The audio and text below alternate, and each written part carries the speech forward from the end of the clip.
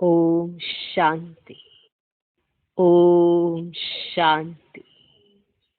आज की तारीख है 24 मई 2020। अव्यक्त महावाक्य, अव्यक्त बाप दादा रिवाइज कोर्स की मुरली, जिसकी ओरिजिनल डेट है 15 जनवरी 1986।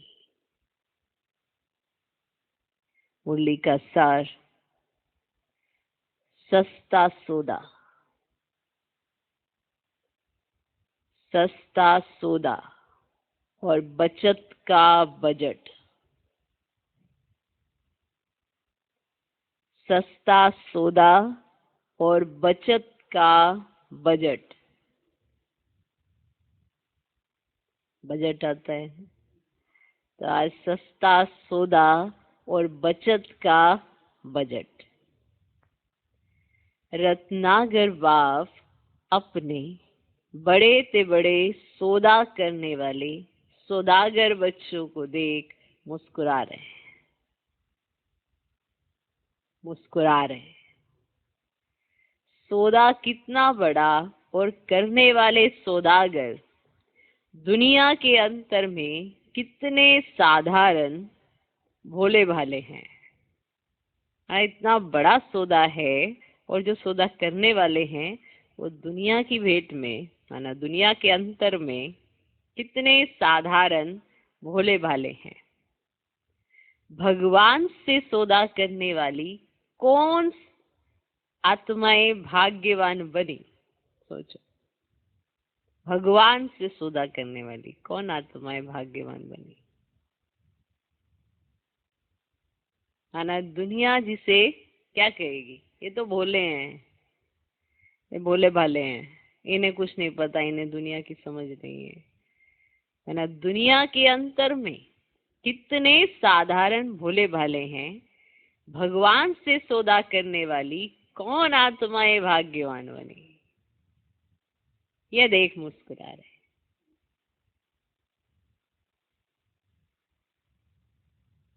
भगवान से किन्होंने सौदा किया, वो सच्चा सौदा कौन करने वाले हैं, ये देखकर बाप दादा मुस्कुरा रहे हैं। इतना बड़ा सौदा एक जन्म का, जो 21 जन्म सदा माला माल हो जाते, देना क्या और लेना क्या है। अनगिनत पद्मों की कमाई व पद्मों का सौदा कितना सहज करते हैं। सौदा करने में समय भी वास्तव में 1 सेकंड लगता है। अब जैसे ही समझ आ गई सौदा हो गया। और कितना सस्ता सौदा किया, 1 सेकंड में, 1 बोल में सौदा कर लिया। दिल से माना मेरा बाबा, सौदा हो गया। दिल से माना मेरा बाबा, सौदा हो गया। इस एक बोल से इतना बड़ा अनगिनत खजाने का सौदा कर लेते हो। सस्ता सौदा है ना। ना मेहनत है, ना महंगा है, ना समय देना पड़ता है।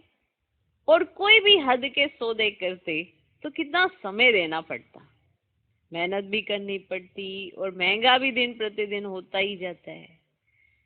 और चलेगा कहाँ तक, 1 जन्म की भी गारंटी नहीं। तो अब श्रेष्ठ सौदा कर लिया है, वह अभी सोच रहे हो कि करना है। पक्का सौदा कर लिया है ना। बाप दादा अपने सौदागर बच्चों को देख रहे थे। सौदागरों की लिस्ट में कौन कौन नामी ग्रामी है। दुनिया वाले भी नामी ग्रामी लोगों की लिस्ट बनाते हैं ना, विशेष डायरेक्टरी भी बनाते हैं। बाप भी डायरेक्टरी में किनों के नाम है? बाप की डायरेक्टरी में किनों के नाम है? बाप की डायरेक्टरी में किनों के नाम है? जिनमें दुनिया वालों की आंख नहीं जाती, उन्होंने ही बाप से सौदा किया। मैंने दुनिया कहती है बहुत भोले हैं, इन्हें समझ नहीं है दुनिया की, इन्हें नहीं है, इन्हें तो कोई भी चला देगा। ऐसे कह के वो आपको बहुत भोला भाला कह देते हैं। इन्होंने सौदा किया है भगवान से, जिनमें दुनिया वालों की आंख नहीं जाती, उन्होंने ही बाप से सौदा किया और परमात्म नैनों के सितारे बन गए, नूरे रतन बन गए। माना परमात्म नैनों के सितारे, परमात्मा के नैनों के सितारे नूरे रतन बन गए। नाउमीद आत्माओं को विशेष आत्मा बना दिया। ऐसा नशा सदा रहता है। परमात्म डायरेक्टरी के विशेष वीआईपी हम हैं। परमात्म डायरेक्टरी के विशेष वीआईपी हम हैं। इसीलिए ही गायन है, भोलों का भगवान, भोलों का भगवान है चतुर सुजान, लेकिन पसंद भोले ही आते हैं। है चतुर सुजान, लेकिन पसंद भोले ही आते हैं। दुनिया की बाहर मुखी चतुराई बाप को पसंद नहीं है ना। जो बाहर से चतुर बनते हैं ना, वो वाली बाहर मुखी चतुराई बाप को पसंद नहीं।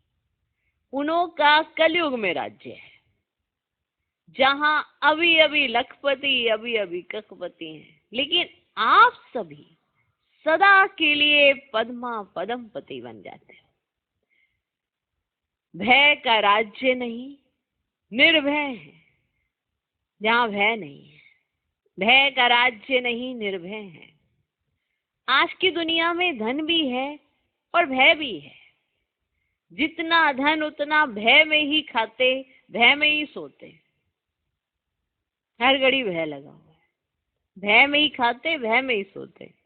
और आप बेफिक्र बादशाह बन जाते, निर्भय बन जाते। भय का भी भूत कहा जाता है। आप उस भूत से भी छूट गए हो। छूट गए हो ना। कोई भय है? जहां मेरापन होगा वहां भय जरूर होगा। मेरा बाबा, सिर्फ एक ही शिव बाबा है जो निर्भय बनाता है। उनके सिवाय कोई भी सोना हिरण भी अगर मेरा है तो भी भय है। सिर्फ एक मेरा बाबा कहने से हम निर्भय बनते हैं, और बाकी कहीं पर भी आप अगर मेरा लगा दोगे तो भय हो जाएगा। तो चेक करो, मेरा मेरा का संस्कार ब्राह्मण जीवन में भी किसी भी सूक्ष्म रूप में रह तो नहीं गया है। मेरा मेरा, ये मेरा है, ये चीज मेरी है, ये मेरे पास होनी चाहिए। ये जो मेरा मेरा है, चाहे कोई छोटी सी भी चीज हो, छोटी सी भी चीज अगर मेरा लगाया तो इसके जाने का भय रहेगा, दुख आएगा। अगर किसी ने मुझसे ये ले लिया तो यही चिंता लगी रहेगी कि वापस कब देगा। तो भय है, इसके जाने का भय है। तो सिर्फ एक मेरा बाबा ही मेरा है जो आपको निर्भय बनाता है। बाकी किसी भी चीज पर, छोटी बड़ी किसी भी चीज पर अगर आप मेरा लगा दोगे तो उसके जाने का भय है। कोई भी छोटी से छोटी चीज, सिर्फ एक ही शिव बाबा है जो निर्भय बनाता है। उनके सिवाय कोई भी सोना हिरण भी अगर है ना, मेरा है तो भी भय है। तो चेक करो, मेरा मेरा का संस्कार ब्राह्मण जीवन में भी किसी भी सूक्ष्म रूप में रह तो नहीं गया है। सिल्वर जुबली, गोल्डन जुबली मना रहे हो ना। चांदी व सोना रियल तभी बनता है जब, चाहे चांदी हो चाहे सोना हो, वो रियल तभी निकलता है जब आग में गलाकर जो कुछ मिक्स होता है उसको समाप्त कर देते हैं। तभी वो रियल निकलता है कि ये रियल चांदी है, ये रियल सोना है। जब उसे आग में गलाकर जो उसके अंदर मिक्सिंग है उसको समाप्त कर दिया जाता है, तब जाके रियल निकल जाए। Real silver jubilee, real golden jubilee है ना। तो जुबली मनाने के लिए रियल सिल्वर, रियल गोल्ड बनना ही पड़ेगा। ऐसे नहीं जो सिल्वर जुबली वाले हैं वह सिल्वर ही है, ये तो वर्षों के हिसाब से सिल्वर जुबली कहते हैं। लेकिन हो सभी गोल्डन एज के अधिकारी गोल्डन एज वाले। तो चेक करो, रियल गोल्ड कहां तक बने? रियल गोल्ड माना जो भी मिक्सिंग है उसको कितना जलाया है, कितना आग में डालकर आपने जला दिया है, तो बचेगा रियल। रियल गोल्ड कहां तक बने हैं? सौदा तो किया, लेकिन आया और खाया ऐसे तो नहीं। सौदा तो किया, लेकिन आया और खाया ऐसे तो नहीं। इतना जमा किया जो 21 पीढ़ी सदा संपन्न रहे, आपकी वंशावली भी मालामाल रहे। ना सिर्फ 21 जन्म, लेकिन द्वापर में भी भक्त आत्मा होने के कारण कोई कमी नहीं देखी। ऐसा होना चाहिए, कोई कमी नहीं होगी। 21 जन्म तो है ही है, लेकिन जब आप द्वापर में भक्त आत्मा बने तो भी कोई कमी नहीं होगी। इतना जमा किया कि आपके पास भी भरे, आपकी वंशावली के पास भी भरे। जैसे आज की दुनिया में क्या है, वो धन दौलत सब इकट्ठी करते रहते हैं कि पुत्र पोत्रे खाएंगे, लेकिन पुत्र पोत्रे कहाँ से खाएंगे? अगर पुत्र पोत्रों को मिल भी जाएगा तो उनकी बुद्धि ऐसी नहीं है कि उसको आगे बढ़ा सके, सब खत्म हो जाता है। हर एक के पास कमती ही पहुंचता है। तो क्या आपने इतना जमा कर लिया? न सिर्फ 21 जन्म, लेकिन द्वापर में भी भक्त आत्मा होने के कारण कोई कमी नहीं होगी। इतना धन द्वापर में भी रहता है जो दान पुण्य अच्छी तरह से कर सकते हो। 21 जन्म तो है ही है, फिर द्वापर में भी आपके पास इतना धन रहता है जो आप दान पुण्य अच्छी तरह से कर सकते हैं। देखो, दे वही सकेगा जिसके पास होगा। प्रजा कैसे दान पुण्य करेगी? नहीं कर सकती ना। उसके बाद तो खुद में इतना नहीं है तो वो कैसे दान पुण्य करेगी? क्लियर? तो इतना धन द्वापर में भी रहता है जो दान पुण्य अच्छी तरह से कर सकते हो। कलयुग के अंत में भी देखो, तो आप अपने जीवन में, ये कलयुग का अंत है ना, इसमें भी देखो अपना। देखो, अंतिम जन्म में भी भिखारी तो नहीं बने हो ना, दाल रोटी खाने वाले बने ना। माना दाल रोटी तो है ही है, अंतिम जन्म में भी आप भिखारी तो नहीं बने ना, दाल रोटी खाने वाले बने ना। काला धन तो नहीं है, लेकिन दाल रोटी तो है ना। इस समय की कमाई व सौदा पूरा ही कल्प भिखारी नहीं बनाएगा। इतना इकट्ठा किया है जो अंतिम जन्म में भी दाल रोटी खाते हो। इतना बचत का हिसाब रखते हो। इस समय की कमाई व सौदा पूरा ही कल्प, माना सिर्फ एक संगम युग पर आपने ये सौदा किया बाबा के साथ, और इस समय का ये एक सौदा सारे कल्प में आपको कभी भिखारी नहीं बनाएगा। इतना इकट्ठा किया है जो अंतिम जन्म में भी दाल रोटी खाते हो। इतना बचत का हिसाब रखते हो। बजट बनाना आता है?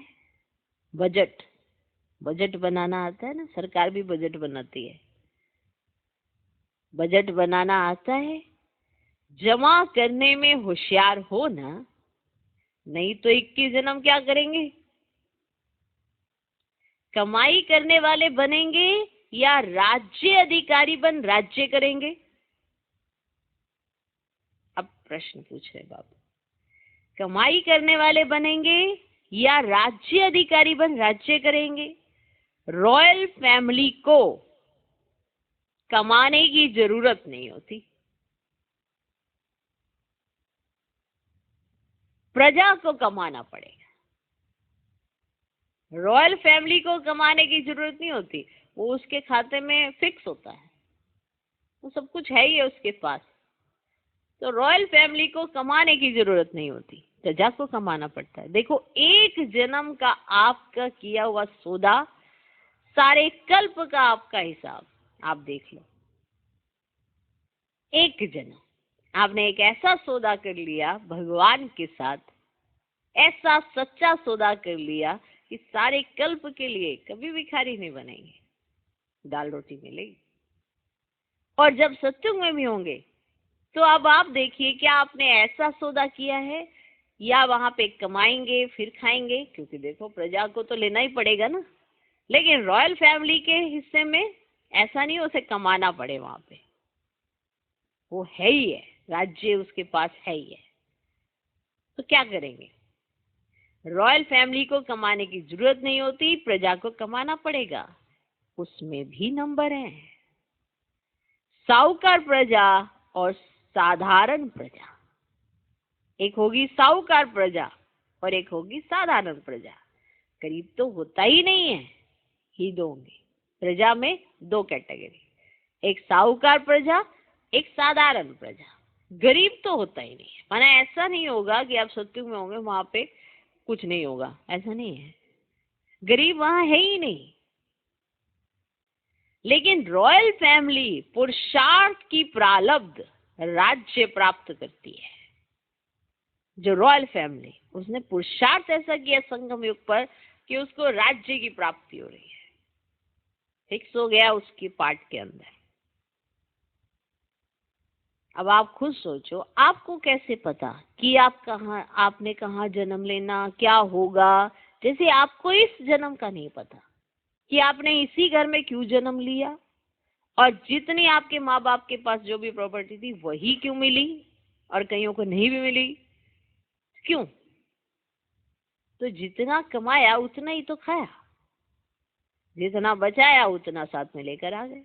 और संगम पर चांस मिलता है फिर से अपने भाग्य में सब कुछ जमा करने का।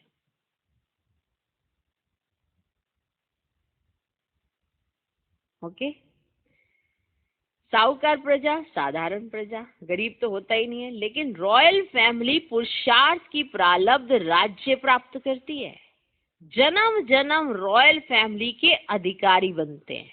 माना स्टार्टिंग से ही उनको रॉयल फैमिली का अधिकार मिलता है।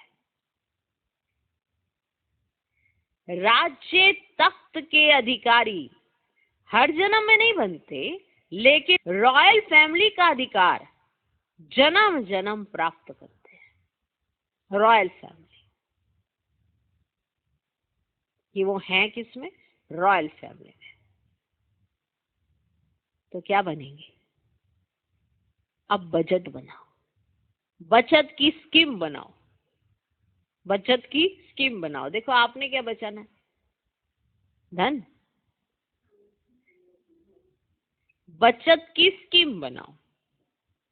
आजकल के जमाने में वेस्ट से बेस्ट बनाते हैं, वेस्ट को ही बचाते हैं। तो आप सब भी बचत का खाता सदा स्मृति में रखो, बजट बनाओ। संकल्प शक्ति, वाणी की शक्ति, कर्म की शक्ति, समय की शक्ति, कैसे और कहां कार्य में लगानी है। अब जैसे कोई भी कार्य है, आपके कम संकल्प चलाने से भी हो सकता है, लेकिन आप टू मच संकल्प चला देते हैं, इसका मतलब आप बचत नहीं कर रहे हैं, अननेसेसरी चलाए जा रहे हैं संकल्प।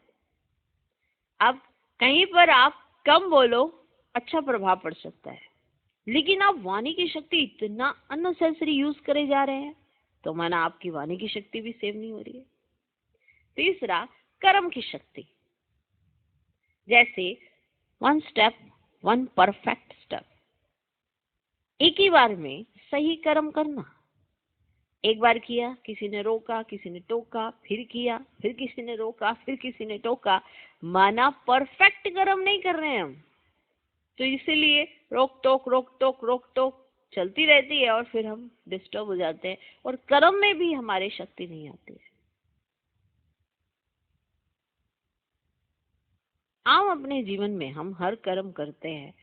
मान लो इधर से मुझे इधर जाना है, सीधा इधर से इधर जाके, और बीच में रास्ते में जो भी मुझे करना है वो अगर मेरे माइंड में क्लियर है तो मैं अपना एक वो बनाऊंगी विधिवत कि यहाँ से यहाँ तक के 15 मिनट है मेरे पास और 15 मिनट में मुझे क्या क्या कर्म करना है।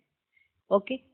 अब लेकिन हम क्या करते हैं, हम सोचते हैं कि 15 मिनट है तो 15 मिनट एक ही काम करे जा रहे हैं, उसके बीच में कितने कार्य हो सकते हैं, तो कर्म में शक्ति कम है, इसीलिए वो प्लानिंग भी कम है। और प्लानिंग बुद्धि होते नहीं है तो हम एक ही कार्य करते हैं और फिर सोचते हैं फिर बाद में करें, जबकि वो उसी के साथ हो सकता था। कर्म में भी शक्ति होती है। अब जैसे मार्केट के लिए निकलते हैं, अगर लिस्ट बना ली तो एक ही बार में आधे घंटे में आप सारा काम करके वापस आ सकते हैं। लेकिन अगर आपने लिस्ट नहीं बनाई, अब यूं ही निकल लिए और पता नहीं क्या लेने आए हैं, आधे घंटे में जो कार्य हो सकता था, लेकिन अब आपने अपना कर्म, अपना समय व्यर्थ करना है, तो आप पहले से प्लानिंग बुद्धि नहीं चले, तो प्लान नहीं बनाया, एक लिस्ट नहीं बनाई कि हमने करने क्या जाना है, तो आप चले गए, जो जो देखेगा देख लेंगे क्या करना है।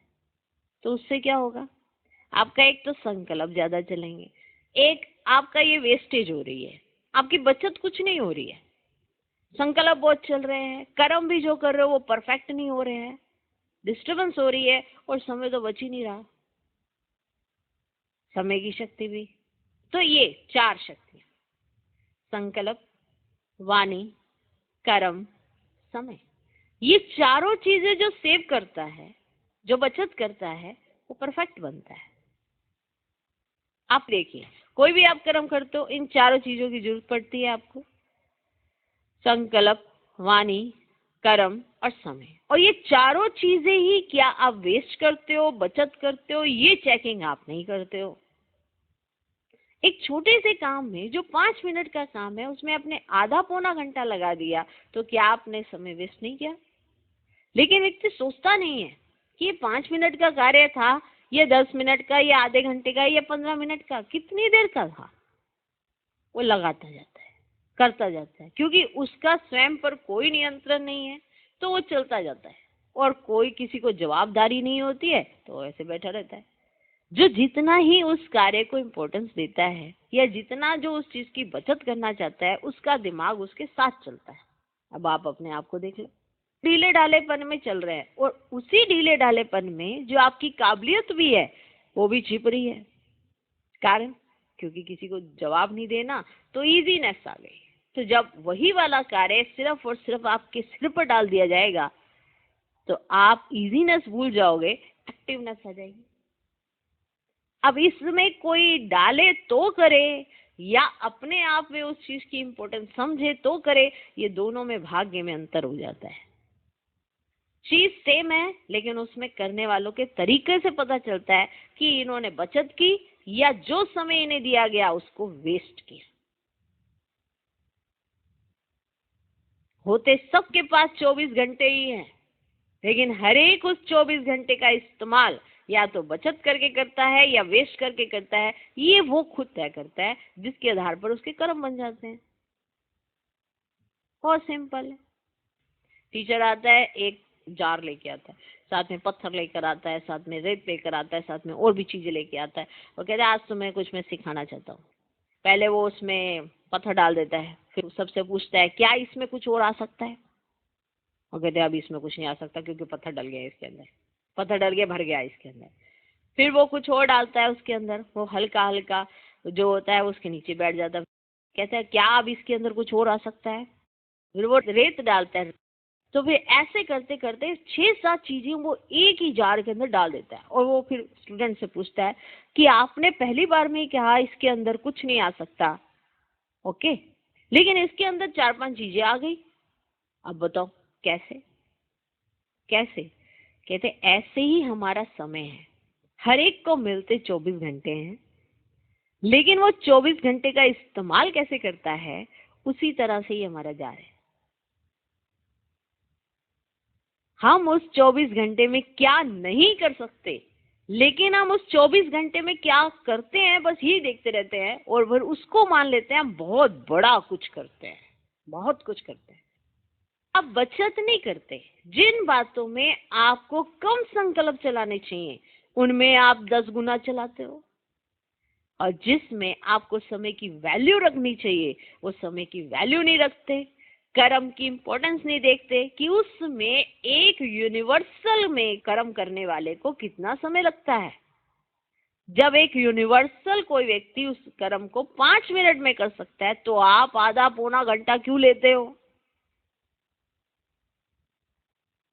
किसी लेजी इंसान और किसी परफेक्ट इंसान को देखने के लिए उसकी एक्टिविटीज ही नोटिस की जाती है। उठने वाला तो लेजी भी ऐसे ही होता है, वैसे भी उठने वाला वैसे ही होता है, लेकिन उसकी एक्टिविटी से पता चलता है कि ये लेजी है या एक्टिव है। तो सिर्फ सोना ही लेजीपना नहीं होता, हमें ये करना है, हमें ये करना है, कैसे करना है, कहाँ से करना है, क्या करना है, ये रिजल्ट हमको निकाल के देनी होती है बाप दादा को। तब बाबा कहेगा वाह मेरे बच्चे वाह। ऐसे कैसे कहेगा? तो 4 शक्तियां, चारों का इस्तेमाल किस विधि से करते हैं ये जरूर चेक कर लेना, जरूर ध्यान देना। क्या हम बचत करते हैं या अननेसेसरी उसका इस्तेमाल करते हैं? जरूरत नहीं है फिर भी संकल्प चलाए जा रहे हैं। किसी भी कर्म को करने के लिए पहले आपके अंदर उठने वाले संकल्प ही बताते हैं कि ये कर्म होगा नहीं होगा। आपके अंदर संकल्प भी पहले उठता है, नहीं नहीं नहीं होगा नहीं है, फिर भी चलो बाबा ने कहा है तो कर लेते हैं। ऐसे थोड़ा होता है। परमात्मा महावाक्य है, सिद्ध होने ही है, बस ये निश्चय होता है।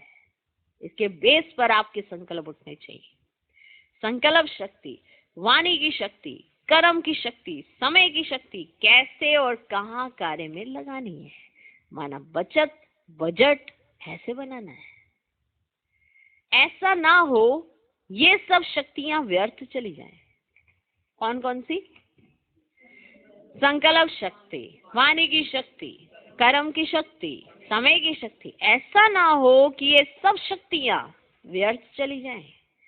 संकल्प भी अगर साधारण है, व्यर्थ है, तो व्यर्थ और साधारण दोनों बचत नहीं हुई, लेकिन गवाया आप। अगर आपके संकल्प भी साधारण है तो ये भी आपने गवाया, क्योंकि आपने बचत नहीं की है। सारे दिन में अपना चार्ट बनाओ, इन शक्तियों को कार्य में लगाकर कितना बढ़ाया।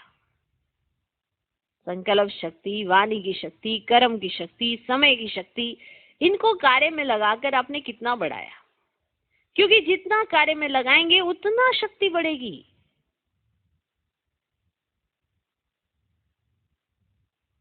जानते सभी हो कि संकल्प शक्ति है, लेकिन कार्य में लगाने का अभ्यास उसमें नंबर 1 है। कोई फिर ना तो कार्य में लगाते ना पाप कर्म में गवाते, लेकिन साधारण दिनचर्या में न कमाया न गवाया, जमा तो नहीं हुआ ना। साधारण सेवा की दिनचर्या व साधारण प्रवृत्ति की दिनचर्या, इसको बजट का खाता जमा होना नहीं कहेंगे। जो एक प्रवृत्ति मार्ग वाले भी करते हैं, साफ सफाई, खाना बनाना, खाना खाना, उसके बर्तन धोना, साधारण। अपने कपड़ों की देखभाल करना, अपनी अलमारी सेट करना, अपने घर में साफ सफाई करना, ये प्रवृत्ति मार्ग वाले भी करते हैं। आप इसको सेवा क्यों कहते हैं? वो तो प्रवृत्ति मार्ग वाले भी करते हैं, आप इसको सेवा क्या कहते हैं? आपके किसी कर्म से अगर कोई गुण दिखाई दे रहा है तब तो कोई सेवा हो, लेकिन इससे अच्छे तो प्रवृत्ति मार्ग वाले भी होते हैं, वो भी शांति से लगे रहते हैं। आप किन्हें क्यों सेवा कहते हैं? उनके घर में कोई अगर कोई मेहमान आ जाता है, वो 10 क्या, 15 क्या, 20 क्या, सबका पालन पोषण करते हैं, आप इस चीज को सेवा क्यों कहते हैं?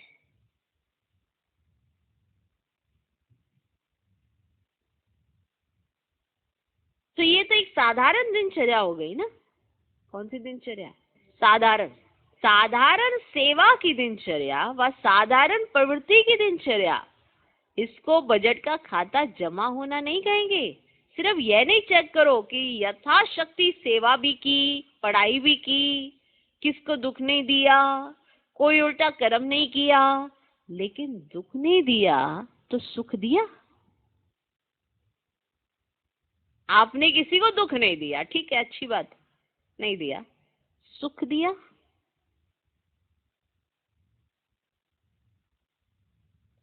जितनी और जैसी शक्तिशाली सेवा करनी चाहिए उतनी की।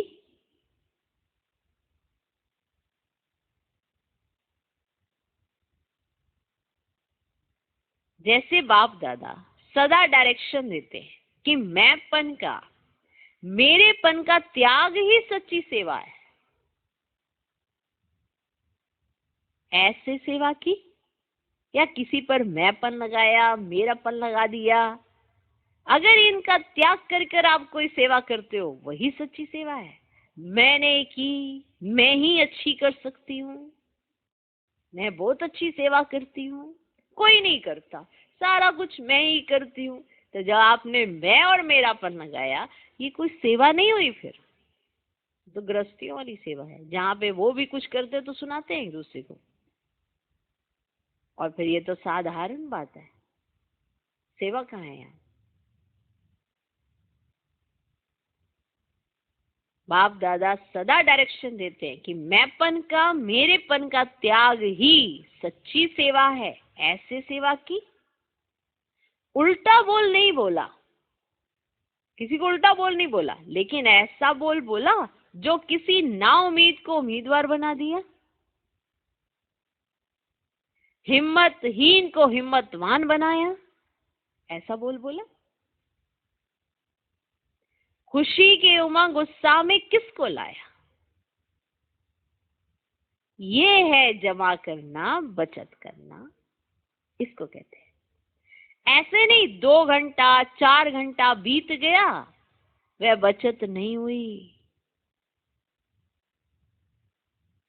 सब शक्तियां बचत कर जमा करो, ऐसा बजट बनाओ, ये साल बजट बनाकर कार्य करो। हर शक्ति को कार्य में कैसे लगावें, ये प्लान बनाओ।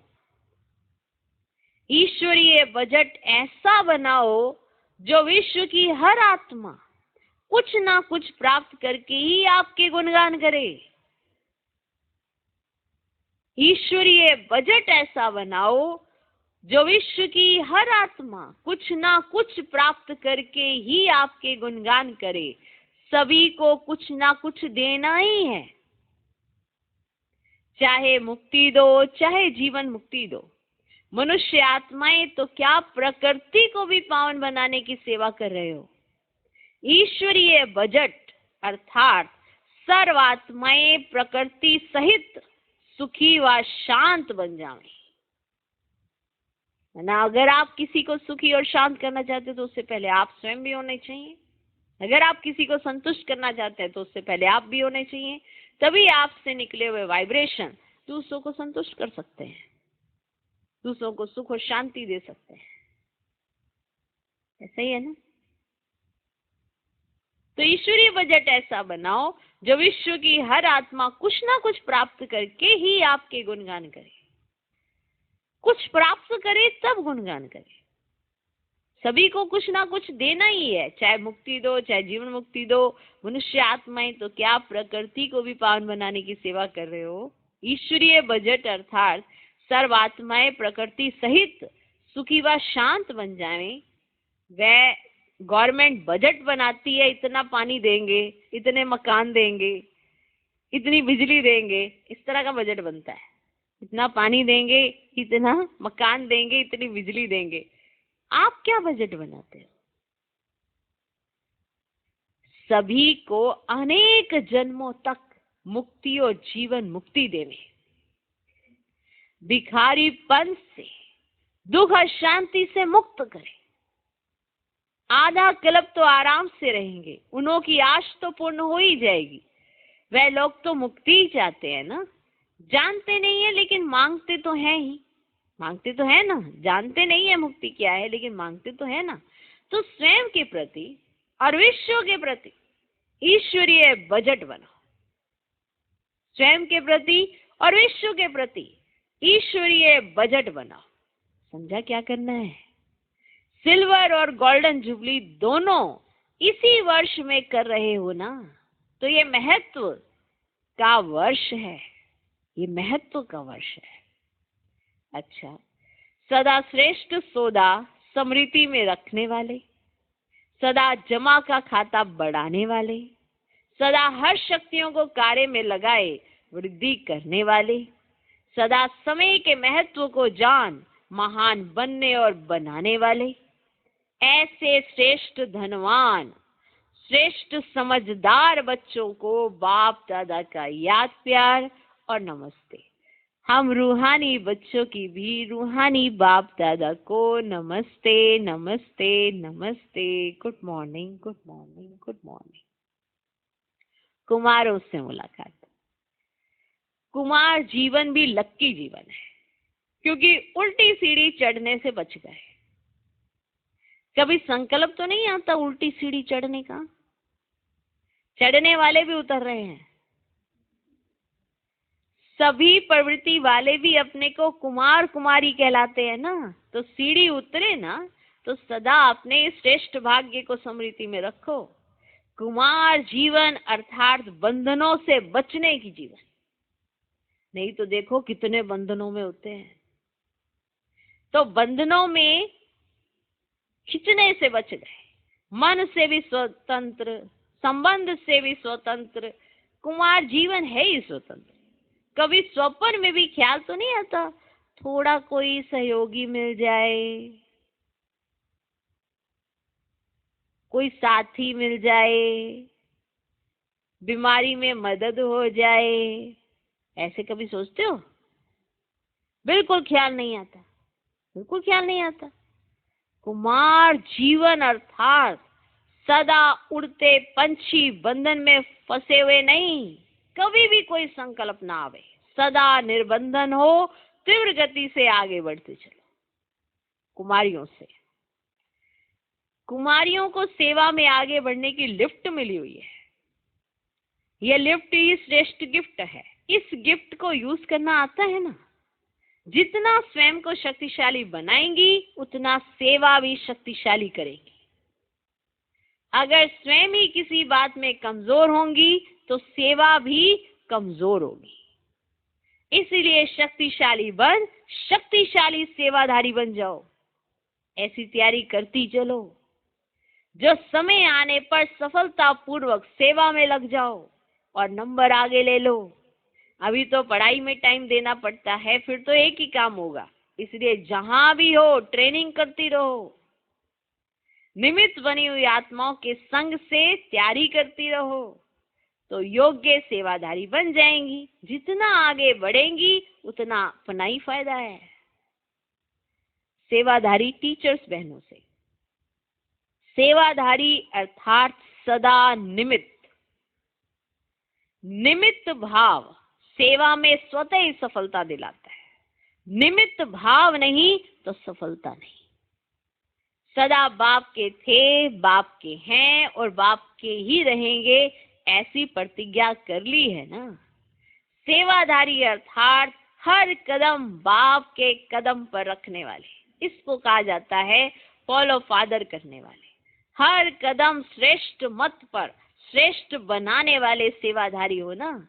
सेवा में सफलता प्राप्त करना यही सेवाधारी का श्रेष्ठ लक्ष्य है ना। सेवा में सफलता प्राप्त करना यही सेवाधारी का श्रेष्ठ लक्ष्य है। तो सभी श्रेष्ठ लक्ष्य रखने वाले हो ना। जितना सेवा में व स्व में व्यर्थ समाप्त हो जाता है उतना ही स्व और सेवा समर्थ बनाती है। माना खुद भी समर्थ बन जाते हैं और सेवा भी उनकी समर्थ बनती है। जितना स्व सेवा में और स्व में व्यर्थ समाप्त हो जाता है, तो जितना आपके अंदर व्यर्थ खत्म होता जाता है उतना आप और आपके द्वारा होने वाली सेवा समर्थ बन जाती है। तो सेवा वो जिसमें व्यर्थ ना, वो समर्थ बनाती है। सेवा करना हर कोई चाहता है लेकिन व्यर्थ के साथ, इसीलिए भारी हो जाते हैं। सेवा करते हुए कोई भारी है क्योंकि उसका व्यर्थ चलता है, और जो सेवा करते हल्का रहता है क्योंकि उसका समर्थ चलता है। जिसको सेवा उमंग उत्साह से करनी आती है, जिसको नशा चढ़ता है, वहां मेरा कितना ऊंचा भाग्य कि मुझे सेवा नसीब होती है। सेवा मिलना अपने आप में एक भाग्य जमा करने वाली बात है। लेकिन अगर आपका व्यर्थ चलता है तो धीरे धीरे सेवाएं खत्म होती जाती है और रह जाती है इक्का दुक्का सेवाएं, नहीं कर पाते हैं क्योंकि व्यर्थ ज्यादा चलता है। तो व्यर्थ ज्यादा चलने के कारण ड्रामा प्लान अनुसार ऐसा होता है, सेवा हाथ में नहीं रहती है। कोई भी है, आप भी किसको कार्य देंगे? जिसके संकल्प ना चलते हो, जो व्यर्थ ना चलाते। तो व्यर्थ को खत्म करना, सदा समर्थ बनना, यही सेवाधारियों की विशेषता है। जितना स्वयं निमित्त बनी हुई आत्माएं शक्तिशाली होंगी, उतना सेवा भी शक्तिशाली होगी। सेवाधारी का अर्थ ही है सेवा में सदा उमंग उत्साह लाना, माना सेवा में उमंग उत्साह लाना। स्वयं उमंग उत्साह में रहने वाले औरों को उमंग उत्साह दिला सकते हैं। जो स्वयं उमंग उत्साह में रहते हैं वही दूसरों को भी उमंग उत्साह दिला सकते हैं। तो सदा प्रत्यक्ष रूप में उमंग उत्साह दिखाई दे, तो सदा प्रत्यक्ष रूप में उमंग उत्साह दिखाई दे। ऐसे नहीं कि मैं अंदर में तो रहती हूं लेकिन बाहर नहीं दिखाई देता। गुप्त पुरुषार्थ और चीज है, लेकिन उमंग उत्साह छिप नहीं सकता है। माना आप कितने खुश हो या कितना आपको उमंग उत्साह है, ये छिप नहीं सकता है। चेहरे पर सदा उमंग उत्साह की झलक स्वतः दिखाई देगी। बोले ना बोले, लेकिन चेहरा ही बोलेगा, झलक बोलेगी। ऐसे सेवाधारी हो, माना उमंग उत्साह वाले सेवाधारी, ऐसे सेवाधारी हो। सेवा का गोल्डन चांस, ये भी श्रेष्ठ भाग्य की निशानी है। दादी भी कहती कि मुझे मुरली सुनाने की माना भाग्य मिला, कभी सेवा नहीं कहती है। तो सेवा का गोल्डन चांस, यह भी श्रेष्ठ भाग्य की निशानी है। सेवाधारी बनने का भाग्य तो प्राप्त हो गया, अभी सेवाधारी नंबर 1 है या नंबर 2 है? देखो, सेवाधारी बनने का भाग्य तो सबको मिल गया, लेकिन अब सेवाधारी नंबर 1 है या नंबर 2 है, यह भी भाग्य बनाना और देखना है। सिर्फ एक भाग्य नहीं, लेकिन भाग्य पर भाग्य की प्राप्ति, कि सेवाधारी बन गए। अब सेवाधारी पर सेवाधारी कैसे वाले बने? ऐसे तो हम सारे सेवाधारी हैं, बाबा के बच्चे बने, सभी बी के सेवाधारी हैं, लेकिन सेवाधारी नंबर 1 या सेवाधारी नंबर 2? सेवा करने वाले की जो एक मानसिकता होती है ना, उसके आधार पर वो सेवा में नंबर 1 या नंबर 2 बनता है। वो सेवा को किस तरह से लेता है, अपने भाग्य के रूप में, या सेवा मिल गई और परेशान होता रहता है, वो नंबर 2 ही रहता है। ठीक है, सिर्फ एक भाग्य नहीं, लेकिन भाग्य पर भाग्य की प्राप्ति। जितने भाग्य प्राप्त करते जाते हैं उतने नंबर स्वतः ही आगे बढ़ता जाता है। इसको कहते हैं पद्मा पदम भाग्यवान। एक सब्जेक्ट में नहीं, सब सब्जेक्ट में सफलता स्वरूप। अच्छा, सबसे ज्यादा खुशी किसको है? बाप को है या आपको है? आज सबसे ज्यादा खुशी किसको है? सबसे ज्यादा खुशी किसको है? बाप को है या आपको? क्यों नहीं कहते हो कि मेरे को है? द्वापर से भक्ति में पुकारा और अब प्राप्त कर लिया तो कितनी खुशी होगी। 63 जन्म प्राप्त करने की इच्छा रखी और 63 जन्मों की इच्छा पूर्ण हो गई तो कितनी खुशी होगी। किसी भी चीज की इच्छा पूर्ण होती है तो खुशी होती है ना। ये खुशी ही विश्व को खुशी दिलाने वाली है। आप खुश होते हो तो सारी विश्व खुश हो जाती है। ऐसी खुशी मिली है ना। जब आप बदलते हो तो दुनिया भी बदल जाती है, और ऐसी बदलती है जिसमें दुख और अशांति का नाम और निशान नहीं।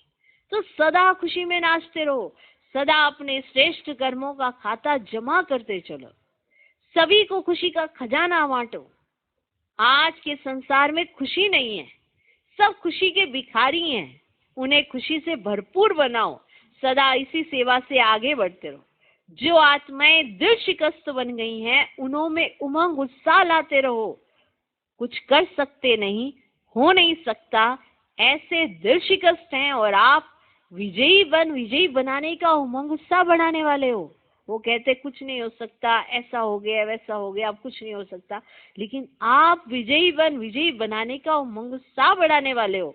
सदा विजय की स्मृति का तिलक लगा रहे, तिलकधारी भी हैं और स्वराज्य अधिकारी भी हैं, इसी स्मृति में सदा रहो। तिलकधारी भी हैं और स्वराज्य अधिकारी भी हैं, इसी स्मृति में सदा रहो।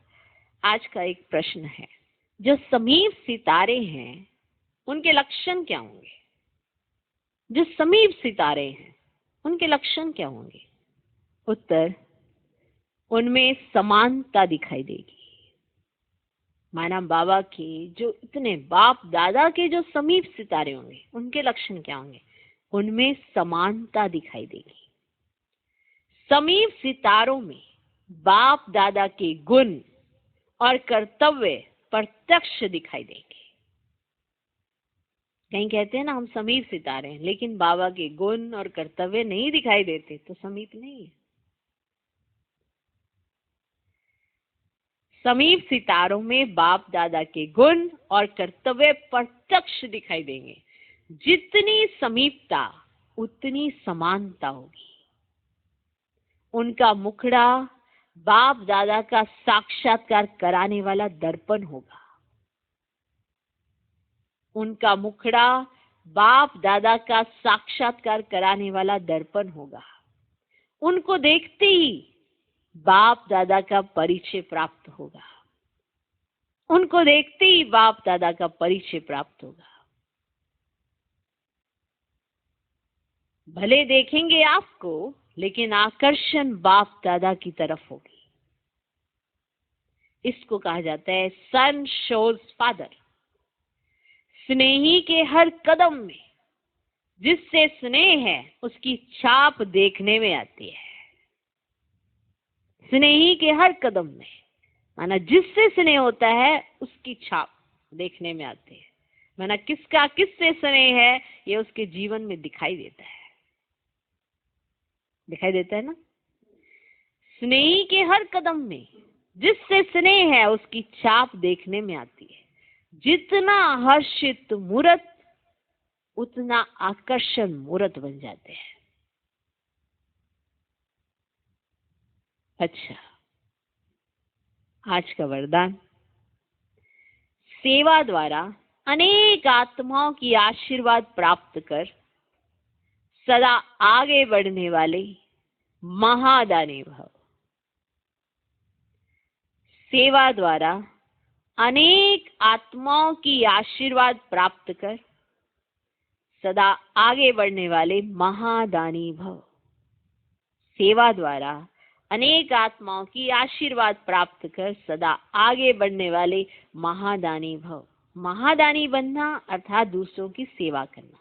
दूसरों की सेवा करने से स्वयं की सेवा स्वतः हो जाती है। महादानी बनना अर्थात स्वयं को माला माल करना। जितनी आत्माओं को सुख, शक्ति व ज्ञान का दान देंगे उतनी आत्माओं के प्राप्ति की आवाज या शुक्रिया जो निकलता वह आपके लिए आशीर्वाद का रूप हो जाएगा। ये आशीर्वादें ही आगे बढ़ने का साधन है। जिन्हें आशीर्वादें मिलती हैं वे सदा खुश रहते हैं। वाह, जिन्हें आशीर्वादें मिलती है वे सदा खुश रहते हैं। तो रोज अमृत वेले महादानी बनने का प्रोग्राम बनाओ। कोई समय व दिन ऐसा ना हो जिसमें दान ना हो। आज का स्लोगन, अभी का प्रत्यक्ष फल आत्मा को उड़ती कला का बल देता है। अभी का प्रत्यक्ष फल आत्मा को उड़ती कला का बल देता है। ओम शांति।